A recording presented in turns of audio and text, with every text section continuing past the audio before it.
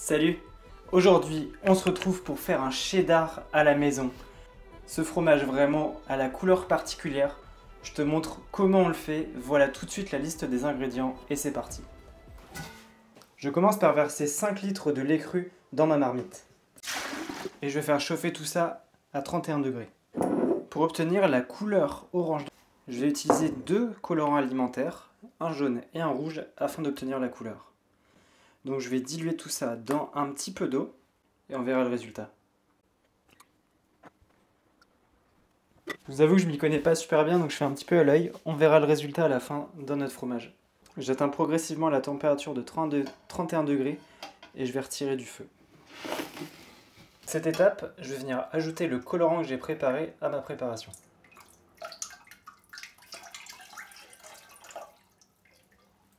Ensuite, je vais ajouter un tube Bogel qui contient des ferments mésophiles et de la présure dans celui-là. Si vous n'avez pas de tube comme ça c'est ce que je mets dans mes kits qui vous permettent de faire du fromage à la maison, vous pouvez le remplacer par une cuillère à soupe de yaourt nature que vous mettez dans votre lait, vous brassez, vous laissez reposer 30 minutes pour ensuite ajouter de la présure. Donc comme je vous l'ai dit, ce tube contient les deux, du coup il me suffit de l'intégrer dans mon lait, de brasser pendant 1 minute et ensuite de laisser coaguler.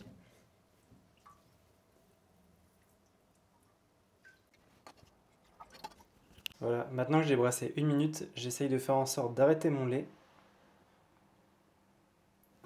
Je vais couvrir et laisser reposer 45 minutes.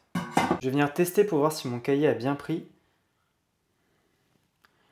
Comme on le voit, ça fait une tranche vraiment bien nette. Donc je vais découper mon cahier en cubes de 1 cm.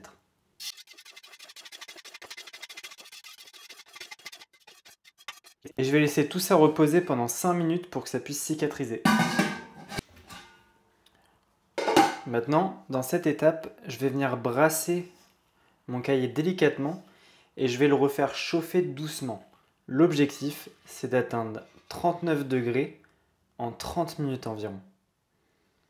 Vous allez voir, j'y vais vraiment tout doucement avec mon cahier parce que sinon je risque de le détruire, il est encore très fragile.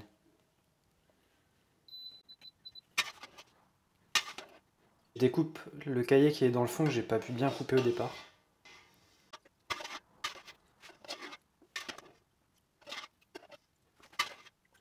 Progressivement, les morceaux de cahier réduisent au fur et à mesure qu'ils relâchent le lactose. Et je vérifie bien la température. Il faut monter très doucement pour évacuer au maximum le petit lait. À la fin du brassage, j'ai laissé le cahier retomber 10 minutes dans le fond. Et donc je vais filtrer le tout à travers mon étamine.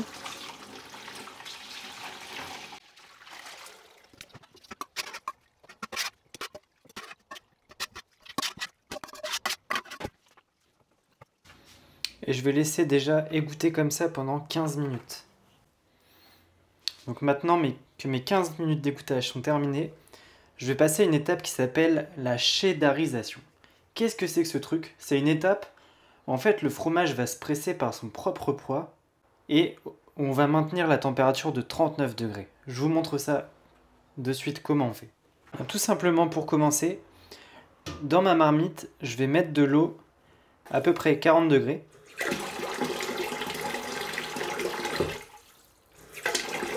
Et à l'aide d'un autre récipient que je vais poser dedans, je vais utiliser le fonctionnement d'un bain-marie pour garder mon fromage à température. Ensuite, je récupère mon cahier que je vais couper en 2 morceaux. Mes 2 morceaux sont formés. À partir de là, je vais simplement les placer l'un sur l'autre afin que le fromage se presse par son propre poids, comme je vous l'ai dit un peu plus tôt. Donc voilà, mon fromage est bloqué et se presse sur son propre poids. En fait, je vais faire ça pendant 1 heure en redécoupant un morceau toutes les 15 minutes. Au bout de 15 minutes, je vais venir retirer le petit lait qui s'est évacué, comme vous le voyez. Ensuite, je redécoupe mon cahier en 2. Et je le remets à presser sur son propre poids. Pour cette étape-ci, je vais peser combien de fromage j'ai réussi à faire. Donc là, je suis à 760 grammes. Et je vais peser 2,5% de mon fromage en sel. Maintenant, je vais découper mon caillé en cubes de 1 cm environ.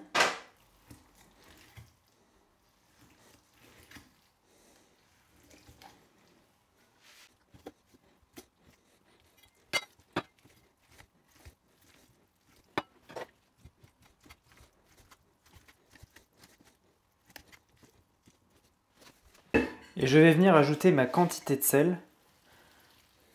Donc je mets tous mes dés dans un récipient. Ce qui est conseillé, c'est d'ajouter la quantité de sel en 2 fois pour éviter que le caillé se referme, qu'il forme une croûte trop rapidement. Donc j'ajoute d'abord ma première dose de sel. Je vais bien mélanger. Je laisse 1 minute pour que le sel s'incorpore au caillé. Et ensuite j'ajoute le reste du sel pour tout incorporer.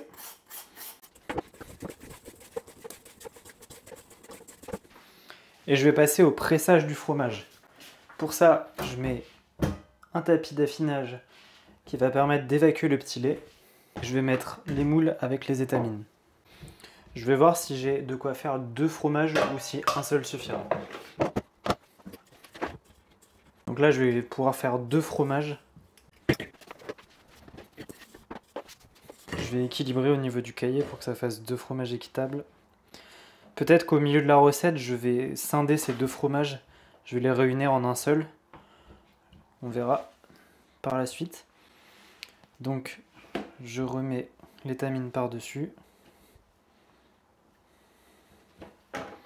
Je viens mettre les foncés.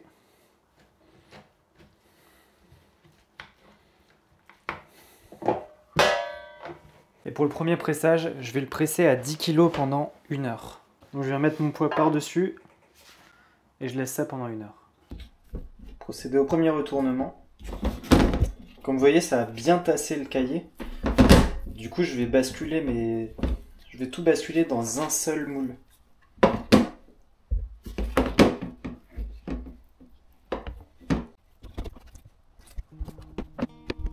Et c'est reparti pour presser à 11 kg, mais pendant 12 heures cette fois.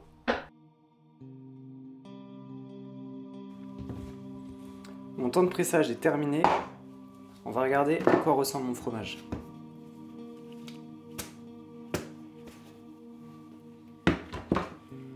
Donc comme on peut voir, la croûte s'est super bien fermée.